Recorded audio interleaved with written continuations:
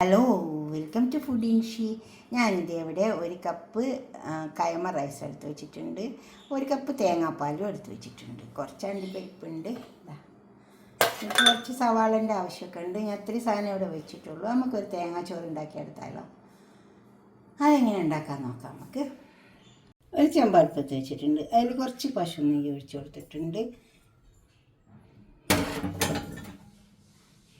നെയ്യൊക്കെ കുറക്കുന്നത് നല്ലത്, എപ്പോഴും ഞാൻ കുറച്ചേ ഒഴിച്ചു കൊടുത്തിട്ടുള്ളൂ. നെയ്യിലെ കുറച്ച് സവാള കൊടുക്കാം, ഒരു ഉണക്കമുളക് ഇട്ട് കൊടുത്തിട്ടുണ്ട്, കുറച്ച് അണ്ടിപ്പരിപ്പ്, മുന്തിരി,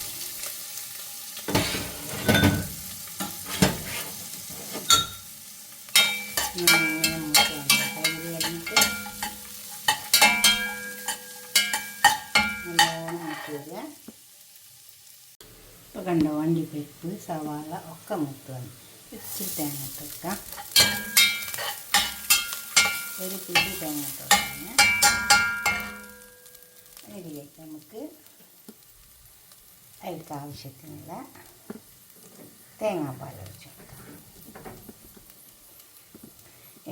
ഇതൊരു കപ്പ് തേങ്ങാപ്പാൽ,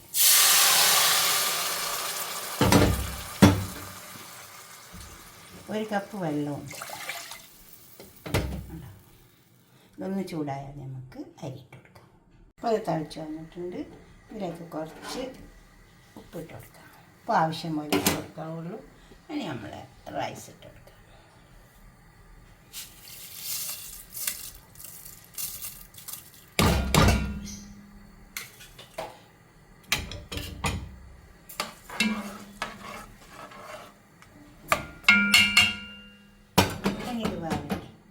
കിടന്നിട്ട് തേങ്ങാച്ചോറ് ഇവിടെ റെഡി ആയി വന്നിട്ടുണ്ട്. കണ്ടോ, ഇതിന് ഒരു കപ്പ് തേങ്ങാപ്പാൽ, 1.5 കപ്പ് വെള്ളം.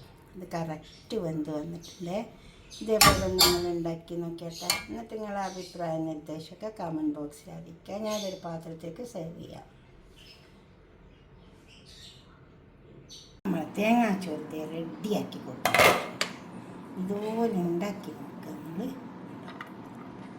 എന്നിട്ട് സബ്സ്ക്രൈബ് ചാനലൊക്കെ ചെയ്യാം. പിന്നെ ഇതിൻ്റെ കൂടെ ഇല്ല ചിക്കൻ പൊരിച്ചതോ അല്ലെങ്കിൽ കല്ലുമ്മക്കായ് പൊരിച്ചതോ ചെമ്മീൻ പൊരിച്ചതോ എന്തെങ്കിലുമൊക്കെ കഴിക്കട്ടോ.